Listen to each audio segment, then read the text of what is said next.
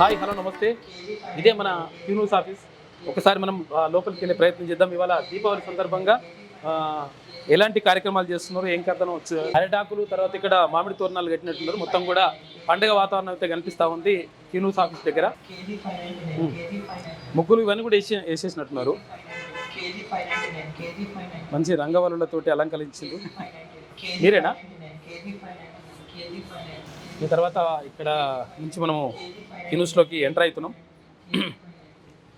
So ఇదే Q News head office. ఇక్కడ నుంచే మొత్తం కూడా ఎడిటింగ్ కానీ, కథ, స్క్రీన్ ప్లే, దర్శకత్వం, పాటలు అంటారు కదా సినిమాలకు, అట్లా అన్నీ కూడా ఇక్కడ నుంచే జరుగుతాయి.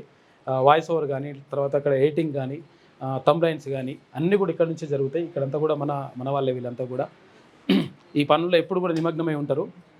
ఎక్కడికక్కడ మనం అంటే ఏ వీడియో వచ్చినా కానీ అది అద్భుతంగా ప్రజల్లోకి వెళ్తుంది, తర్వాత మంచి ఆదరణ లభిస్తుంది. అంటే వీళ్ళందరూ చేసినటువంటి కృషి కూడా వెనకాల వీళ్ళందరికీ ఎప్పుడు కూడా కనిపించరు. కాకపోతే అంటే వీళ్ళు చేసినటువంటి కృషి ఎప్పుడు కూడా అందులో కనిపిస్తుంది.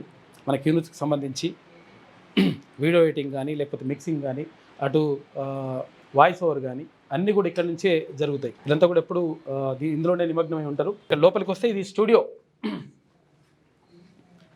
వస్తే ఇక్కడ క్యూన్యూస్ ప్రేక్షకులకి దీపావళి శుభాకాంక్షలు.